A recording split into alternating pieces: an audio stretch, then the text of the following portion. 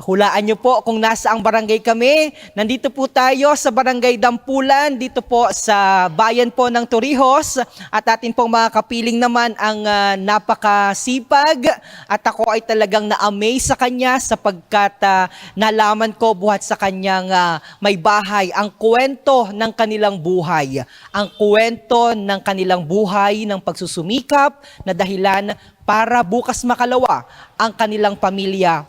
Umangat naman ng kaunti sa lipunan at tuluyang magbago ang kanilang buhay. At the same time, balang araw, magsilbi sa ating pamayanan. Kaya welcome po sa ating programa. Kasama po natin ang ating punong barangay, Kapitan Epitacio Palermo. Magandang araw po, Kapitan. Maraming salamat po sa tanggap po ninyo, sa pagtanggap ninyo sa amin dito po sa inyong barangay, partikular sa inyong Barangay Dampulan. Magandang hapon din po sa ating mga bisita ngayong hapon mula sa Marinduque News. Unang-una po ako ay bumabati sa aking mga kabarangay dito sa Barangay Dampulan, 10 ng aking kasanggunian. Sa ngayong hapon po ay nandito kami para magkaunting tanungan ni Sir Romy tungkol sa buhay barangay. By the way, bago po muna yon, Kapitan, napakaganda pala ng kwento ng inyong buhay. Paano ba? Sino ba si Kapitan Epitacio? At bakit Epitacio ang pangalan mo? Sarami nang pwede namang ipangalan sa inyo ng inyong mga magulang, Kapitan. Sir, gusto ko pong ibigay sa iyo ang kaunting kaalaman tungkol sa aking pagkatao. Ako po ay si Kapitan Epitacio Palermo, na kung saan ako ay sinilang sa Barangay Pulumparang, Santa Cruz, Marinduque. Ang aking tatay ay tubong Santa Cruz at ang aking nanay ay tubong Buwangan, Torrijos. Mga krusado. Oh, kita pala yung mga krusado. Pat ang lola ko rin ay krusado. Krusado. Oo. Taong 1973, kami po ay lumipat dito sa Barangay Dampulan. Sa edad ko pong 10 taon na ako ay dito nag-grade 2, sapagkat ako'y pumasok po ng grade 1 sa Quezon ay 1972 sa edad na 8 taon. 1973 pumasok po ako sa Tigwi ng elementary hanggang sa ako'y nagtapos ng 1976 at nagtapos ng high school ng 1981 to 1982. Kaya lang sa kadahilanan na sasalat sa buhay at kakulangan sa pananalapi, ako gustuhin ko pang mag-aral. At sa totoo lang, sir, ako'y nangarap na mag-aral bilang civil engineer. Sa katunayan na ako ay nag-inquire na sa TUP sa Maynila. Subalit hindi kaya ng aking sarili. Nagtrabaho ako sa furniture, sa gawaan ng mga pinto at mga lahat ng mga gamit sa bahay. Subalit nagkataon naman ako, sir, na ako ay umuwi ng Marinduque ng 1984 dahil ang aking nanay ay kaunti nang mamatay sa isang napakabigat na sakit. Kaya hindi ako nakabalik ng Maynila sa dahilan na walang makasamang aking mga magulang. Noong kasi kami nabubuhay lang ay sa pagtatanim ng mga saging na kinukuha dyan tinanim namin dyan sa bundok, na kung saan ay doon kami kumukuha ng araw-araw na pagkain. Pero dito na po yon, sa Barangay Dito na po, Dampulan. dyan po sa Hawilian. Sitio Kawilihan. Hawilian. Taong 1985 po, ako'y nakipag-isang dibdib sa aking may bahay. May 5, 1985. At kami naman ay nabiyayaan ng 5 anak, 1 lalaki at 4 na babae. Sa kasalukuyan, sir, sa kabila ng lahat ng aking pagsisikap, ako naman ay, sapagkat ang trabaho ko talaga ay construction. Ang skill ko talaga ay carpentry hanggang sa ako ay 1992 ako ay naging regular foreman sa isang kumpanya. Subalit ng 1994, tayo po ay na-appoint bilang, 1993, December 1993, tayo po ay na-appoint bilang kagawad. At ng 1994 naging regular kagawad hanggang 2007. 2007 hanggang 2018, tayo po ay nailik bilang punong barangay sa 3 termino. At ng 2018 hanggang 2023, tayo po ay nailik naman bilang kagawad ulit. At ito pong nakaraang eleksyon, tayo po ay muling nailik bilang punong barangay. Sa kasalukuyan, sir, ang aking anak ay ang isa ay nasa Australia at ang isa ko namang bunso, ang bunso ko naman ay nasa Taiwan. At ang aking pangatlong anak, yung pangatlo kong anak, ay nandito ngayon sa Marinduque at nagtuturo sa sariling barangay. At ngayon po ay alam ko medyo malapit na siyang makatapos bilang doctorate na education. Wow. At ang akin naman pong pang-apat, kasalukuyang nag-GO sa ating munisipyo dito sa bayan ng Torrijos. At yung akin naman pong panganay sapagkat na yung pinakapanganay namin sir ay special child. Kasi kasalukuyan nga ay siya ay bedridden. At sa katunayan ay ako'y nakahingi ng wheelchair sa ating provincial. Ganon din sa ating munisipyo. Kaya dalawa yung wheelchair dyan sa bahay, yung isa ay na may ibibigay ko sa aking personal na kapatid para mayroon din pong magamit. Sa kalukuyan sir ay ako nga ay bilang kapitan at na sinisikap natin sa magitan ng ating panunungkulan na maisagawa lahat ng nasting pinanukalang proyekto at panukalang budget. Sa kasalukuyan ay meron na kaming nung nakaraang isang linggo kami po ay nag-BDC at nabuo na po namin yung aming mga panukalang budget at panukalang proyekto. Sa kasalukuyan sir, nung itong taong ito, mayroon Pero kaming... bago pala yan, Kapitan, yung mga proyekto po ninyo, gusto ko ring, by the way, gusto kong i-acknowledge at i-recognize ang, kumbaga, dati din sa, kumbaga, ay hindi talaga hadlang, hindi man kayo yung nakapag-aral, pero pinilit ninyo yung inyong mga anak makapag-aral. sige sir, ganito kasi sir yan. Ang pamantayan ko kasi nung ako'y magkaroon ng pamilya. Palagay ng microphone. Yan. Nung ako'y mag-asawa sir, ang talagang aking pangarap, magkaroon ng isang maayos na pamilya. At sinikap ko yun sir. Una, hindi ko talaga pinag-aralan sir ang bisyo. Ang bisyo ko lang talaga ay kumain at manood ng mga teleserye. Kasi yun lang naman ang number one. Si Tanggol, pinapanood mo. Si Tanggol po talaga. Talagang ano ko yan. Talagang yan ang pinagkalilibangan ko sa ngayon. Yun nga sir, ay gusto ko talaga, pinangarap ko na lahat ng anak ko ay makatapos. Kaya sa kabila ng lahat ng aming mga paghihirap, ginawa ko lahat yon. Sa katunayan sir, ako ay kagawad nung mga taong 1994 hanggang 2007. At alam naman din natin, Kapitan, na yung honorarium ng pagiging kagawad Ay medyo maliit lang medyo po talaga. maliit lang. Kasi ako nagsimula po sir sa 600 hanggang sa medyo tumaas na. Pero kulang na kulang sapagkat nagkataon sir na ako ay 3 ang college nung time na 2010. Kaya medyo ako talagang nahirapan. Kaya nung ako po ay magkapitan ay talagang kapit ako talaga ng gusto. Kumbaga ay sa totoo lang sir, marami kong inagkautangan. Hindi ko inakahiya. Pero yun po ay totoo. Kaya lang nung yung anak ko nagpasalamat din doon sa aking anak na babae, yung teacher. Kasi nung siya ay makatapos mag-substitute, naipon yung kanyang sahod. At nung siya ay makasahod, sabi doon sa aking kabiyak, doon sa kanyang nanay, "Nanay, pakwinta mo yung lahat ng utang." Hindi ka sir siguro maniniwala, ang naging utang namin ay 144,000. Na yun naman ay nabayaran lahat ng aking anak. Siya po ang panganay. Siya po ay pangatlo. Yung panganay ko po nga niya special child. At yung aking, yun yung panganay pala. yun naman pong aking panganay, yung aking pangalawa, Oo. na nagtapos ng agriculturist dyan sa Torrijos, na ngayon nga ay nasa Australia. Siya po ay maagang magtrabaho sa Maynila. Kaya hindi siya kaagad nakakuha ng board exam. Hanggang siya ay napasok sa iba't ibang ng private katulad ng Norwegian. Naging 6 years din siya diyan sa Buena Vista. At nang matapos yun ay nag-GO siya diyan sa Torrijos. Pero sa ngayon nga ay nung siya ay matapos ang GO diyan, naglumipat na ng ibang lugar. Okay. Ang aking kasing katuwiran sir, ang kahirapan ay hindi hadlang. Kasi kung tatanggapin mo na ikaw ay mahirap at hindi ka pwedeng magpaaral, hindi katuwiran ng isang padre de pamilya yon. Kasi ang katuwiran ko, kapag ikay nagpaaral, yan ang magiging mitsa para makabawi ka. Tama. At sa totoo lang sir, yung aking pang-apat, nag-aaral ng tourism yan sa Santa Cruz. Pero palibasa ay ganyan talaga ang mga kabataan, medyo marupok, nagkaasawa. Natigil siya sa kanyang pag-aaral dahil nag-anak. Pagkatapos noon ay nagtrabaho sa Maynila. Pagkatapos ng 1 taon ay bumalik sa Marinduque at nakiusap sa akin kung pwedeng pag-aralin. Ako sir ay walang dalawang salita. Ang sabi ko nga, kung mag-aaral ka, tutulungan kita. Kasi ang katuwiran ko, sir, kung hindi ko pag-aaralin, mananatili na siya ay Correct. hindi makakatapos, maghihirap katulad namin. At mananatiling nakaasa. Kaya makaasa. Kaya sabi ko, hanggang sa yan, sir, ay napatapos ko, makatapos niyan, inirekomenda ko diyan sa munisipyo para mag-GO. Kaya hanggang sa ngayon ay nandyan pa rin siya. Okay. Kaya lang, sa ngayon na hindi pa rin siya nakakapasa sa civil service, kaya hindi pa rin siya ma-regular. But eventually, okay. And then, Kapitan, eto na, pinasok mo na ang mundo ng politika.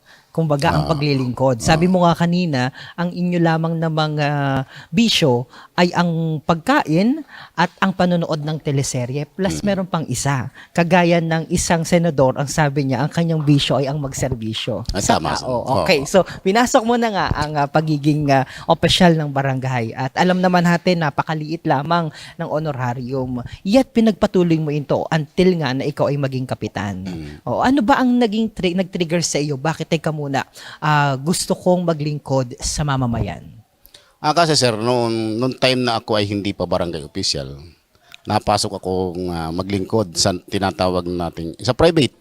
Katulad ng isang association o samahan, yung Plan International. Hanggang sa ako ay naging pangulo dito sa Barangay Dampulan, hanggang sa naging vice president ng buong MQIT, yung Kabuyot na Kabuyo, Dampulan, Kabuyo, Makawayan at Malibago. Hanggang doon ako na training, sir. Hanggang sa nung mag-resign yung aming isang kagawad noong 1993, ako ay kinausap ng aming dating Kapitan Apostol. Paggaling ko po sa Maynila, dahil ako nagtatrabaho, kinausap niya kung pwedeng ipalit sapagkat mayroon pang 6 months bago mag-eleksyon. Sapagkat ako'y medyo nasanay sa mga NGO kung paano makisama o humawak ng mga tao. Tinanggap ko naman, sir, na hindi naging hadlang sa akin yung kahirapan. Pinagsabay ko yun, sir, hanggang sa ako ay patuloy na nagalingkod sa NGO. Ganon din ako'y napapasok nga sa politika. Doon ako training ng aming dating kapitan kung paano maghanap ng mga proyekto, sapagkat kung aasa ka lang sa era ng barangay, medyo may kaliitan. Kaya ang ginagawa namin kapag mayroong ibinibigay na proyekto ang Plan International, naghahanap kami ng counterpart. Kami nga sa totoo lang, sir, ay nakaabot kami ng lupak sa bahay ni dating Governor Carmencita para maghanap ng counterpart. Sabi niya sa akin, kagawad, pag ikaw ay naging kapitan, ganito yung gagawin mo. Magdadala ka ng resolution, maghahanap ka ng pundo kung paano ka makakakuha ng counterpart. Hanggang sa ako, sir, ay nasanay ng ganong sistema. Kaya nung mag-decide, nung ako'y matapos mo magkagawad, ng 2007, ayaw ko sana, sir, magkapitan. Sapagkat ang sabi ko nga kay kapitan noon, para ako kapitan tumutulay sa Alambriñan. 3 ang college ko sa kasalukuyan. Kung ako'y magkakapitan sa liit ng honorarium, paano ko pag-aaralin yung mga anak ko? Ang dami pang humihingi. Ay, ang dami pa ng problemang dapat harapin. Correct. Ay, sabi ni kapitan ay, ikaw kasi yung sa buong konseho ang inaasahan ko na papalit sa akin. Hindi ako, sir, nakasagot ng maayos. Kasi ako'y talagang naghahanap ng pera para makapagpaaral. Sabi ko, sir, sabi ko, kapitan, pag-iisipan ko. Nagkataon noong 2007 na yon, buwan ng Mayo, ako po ay umalis papuntang Laguna dahil may no-offer sa akin trabaho diyan sa Metrogate sa Laguna sa Santa Rosa. Tinanggap ko po yon. Pero ako'y umuwi ng September 2007 piyesta ng Maulawin, katulad ngayon, magpipiesta. Ang sabi ng anak ko, sabi ko sa anak kong lalaki, kay Michael, papayagan mo ba akong magkapitan? Sabi niya, tatay, papayagan kita sa 3 kondisyon. Kung masasagot mo yung aking katanungan, pwede kang magkapitan. Pero kung hindi, hindi ka pwedeng magkapitan. Ang tanong niya sa akin, alam mo, tatay, na maliit ang honorarium. 3 kaming nag-aaral sa kolehiyo. Kung sakalit ikaw ba'y maging kapitan, maipapangako mo ba sa akin o sa amin na kami ay makakatapos ng kolehiyo? Ang sabi ko naman sa kanya, kung ako'y tatakbo ng kapitan sa kabila ng lahat na kayo inapag-aral ko, sisiguraduhin ko sa iyo, nagagawin ko ang lahat para ikay makatapos at yung mga kapatid mo. Kaya, yun, yung isang tanong. Pangalawa, sa kabila ng lahat na medyo may kahirapan at maliit nga yung honorarium, at sabi mo nga ay yun yung isang tanong. Sabi niya, kung ikaw ba'y magiging kapitan, hindi ka kaya mag-resign kapag ikaw ay nanunungkulan na dahil Nahirapan. nahihirapan. Adi, siyempre hindi ko nasagot. Pinag-aaralan ko lang yung sabi niya. Pangatlong tanong, magagampanan mo ba yung mga seminar na ikakandak ng ating pamahalaan? Dahil sa dami, pinagsabay mo ang paglilingkod sa bayan. Sa kabila ng lahat na ikaw ay mayroong pamilyang dapat ay priority. Yun yung tatlong tanong sa akin, sir. Sabi ko, Otoy, bigyan mo ka ng panahon. Pwede ko bang sagutin yan sa pamagitan ng text? Sa isang araw o basta hindi lilipas ang buong isang linggo pag-aaralan ko. Adi, pumayag naman po siya. Hanggang sabi, sige tatay, umalis ka na muna at kailangan ka sa trabaho. Umalis po ako noon. Pakalipas ng 2 araw, pinag-aralan ko naman ito sa gabi. Sinagot ko yung kanyang mga tanong. At sa kabila ng aking mga sagot, ang sabi niya sa akin, tatay, pwede ka nang umuwi. Pwede kang kumandidato. Wow. Kaya, nung pag-uwi ko ng September, ang sabi ng aking mga kabarangay, bakit kagawad pinili mong maging barangay captain, magtumakbo sa politika bilang barangay captain? Paano yung pag-aaral ng mga anak mo? Total, may maayos ka namang trabaho na sa tingin namin ay kaya mong pag-aralin mga anak mo. Sabi ko, wala po akong magagawa kasi ito yung siguro tadhana para sa akin. Pero wag po kayo mag-alala, hindi pa naman ako kapitan, kandidato pa lang. Hindi pa naman sigurado kung ako na ako'y mananalo. Pero kung ako'y matatalo at ako'y hindi mapapala rin, magtatrabaho na lang po ako. Pero kung ako naman ay papala rin, sapagkat ako'y manunumpa dyan, gagawin ko lahat ng paraan para yung mapag-aral ko ang aking mga anak at yung mga proyekto natin sa barangay mai-implement, maihanap natin ng pundo. Kaya yun sir ang aking sabi nga nung iba, imposibleng hindi ka manalo. Sabi ko, bakit po masasabi naman ninyo yan? Hindi, kasi yun ang usap-usapan noong 2007 na yun. Yung nga, natuloy po yung eleksyon. Sa katunayan nga ay tayo ay nanalo. At yung aking isang pinsan na maestra, na sa ngayon ay nandito sa Marinduque at dito rin nag-aturo. Sabi sa akin, kuya, ayaw ko sana magkapitan ka dahil mag-ahi ko ng gusto. Kapag ikay nagipit, hindi ta pautangin. Di challenge sa akin yung sir. Pero sa totoo lang sir, nung ako'y naging kapitan, unang maging kapitan, hindi talaga ako umalok sa kanya para mangutang. Kasi challenge yun eh. Pero nung natapos ko yung unang termino, pangalawang termino, siyang pumunta sa bahay. Kuya, itutuloy mo yung pagiging kapitan. Kahit ikay may napag-aral. At tulungan ta.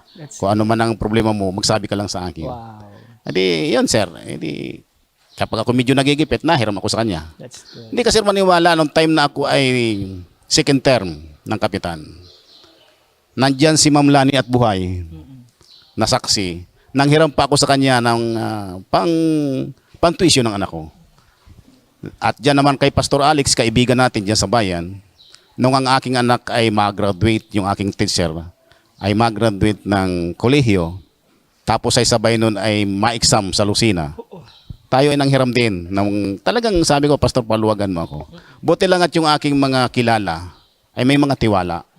Yun yung pero hindi nila ako sinigil hanggat ako hindi nakakaba. Hindi naman na nila ako nasingil. Kaya nga noon, sir, na lahat ng utang ko noon, yung kay Ma'am Lani lang inuna kong bayaran. Kasi sabi ko, kakahiya naman.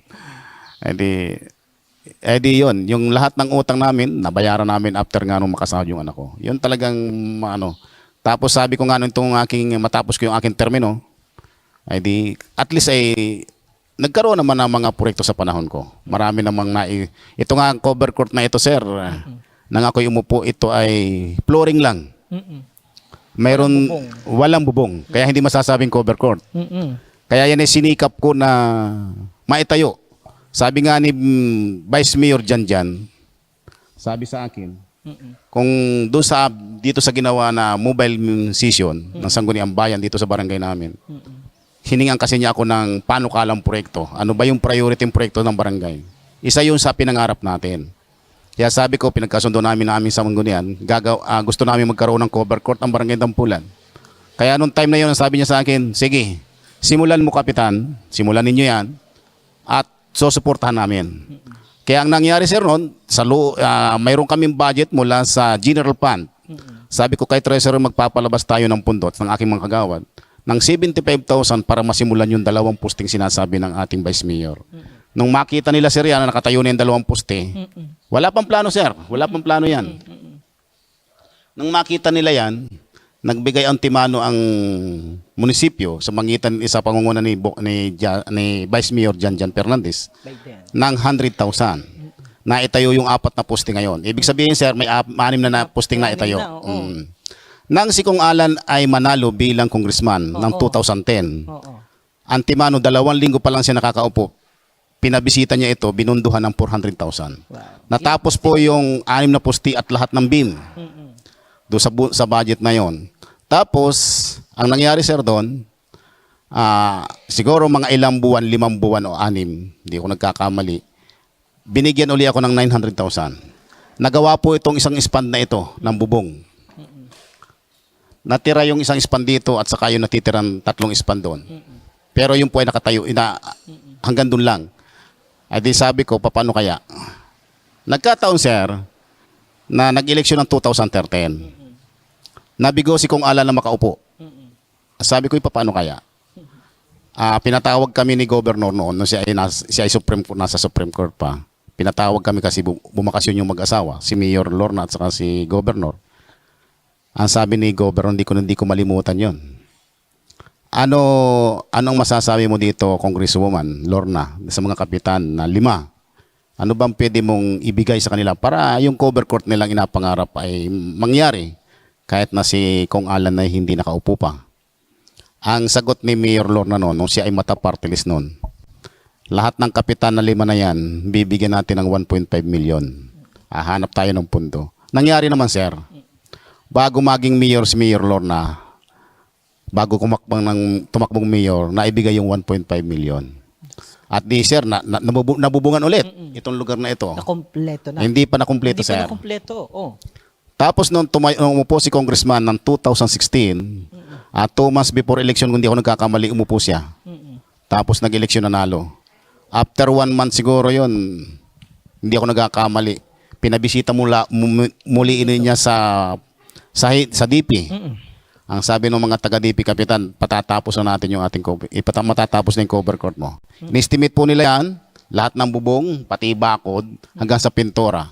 Yun sir ang kasaysayan kung bakit Ng natapos. covered court ng Dampulan. Tapos, noong 2016 na si Kong ay nakaupo na ulit, hiningan kami ng mga proposal. Ang aking priority ay yung ating Dampulan Mabilog Road at saka yung yung Maulawin Dampulan Road na 2 lugar.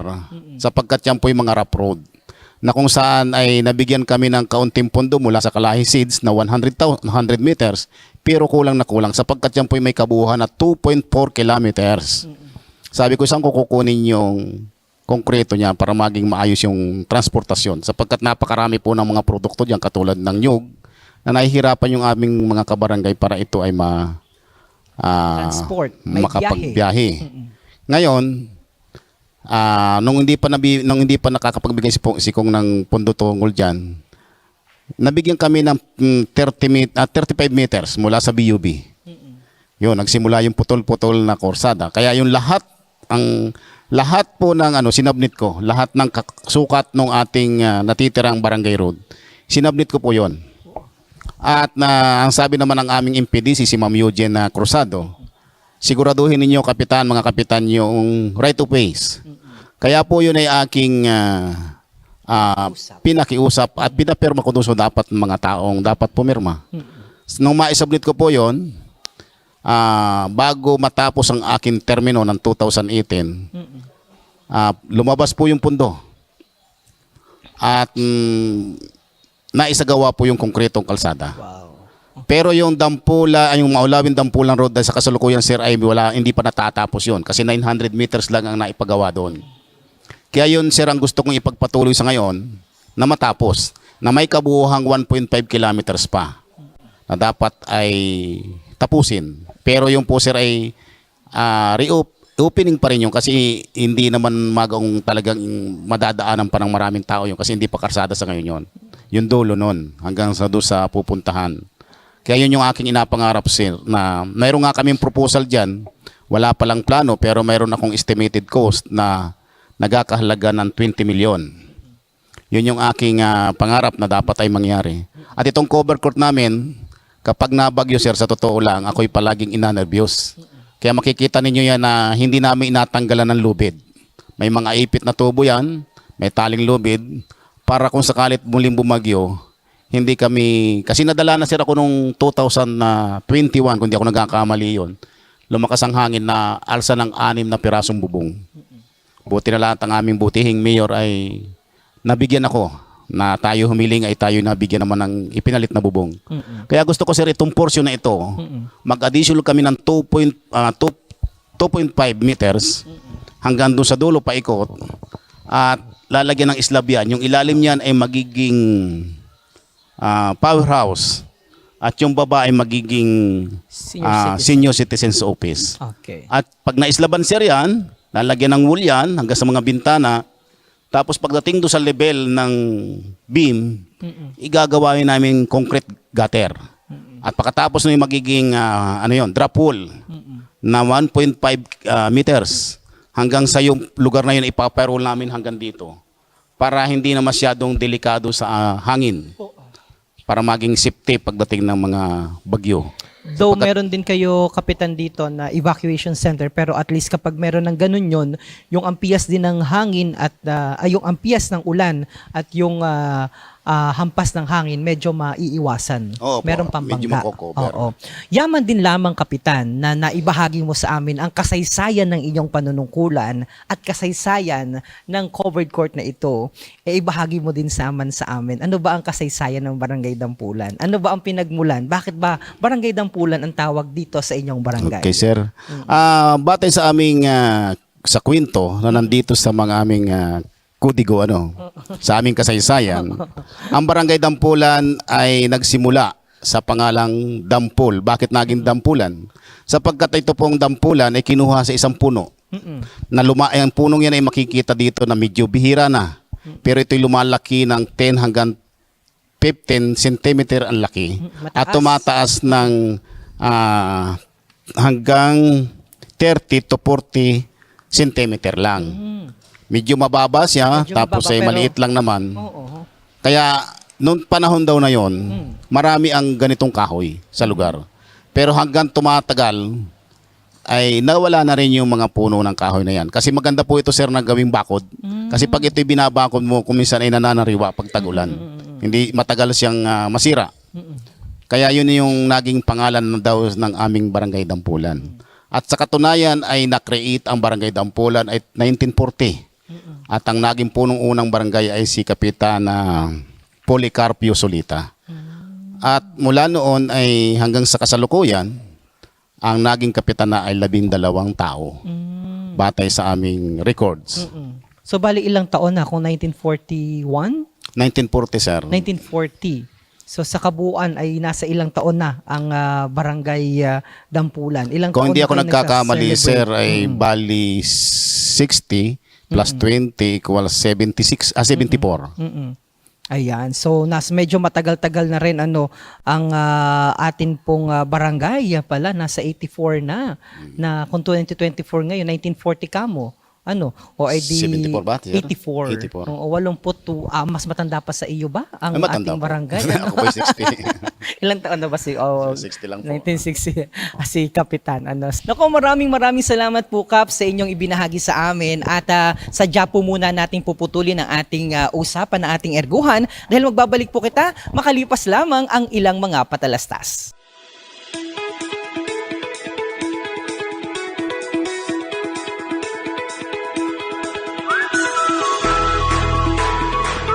Mabuhay Bayan ng Torrijos. Sama po ang inyong lingkod, DJ Myong. Tutungo po tayo sa iba't ibang mga barangay at pamayanan dito po sa ating Bayan ng Torrijos. Kilalanin natin at tunghayan ang mga ipinagmamalaki at katangi-tanging mga pwede nating gawin o ipinagmamalaki ng kanilang barangay.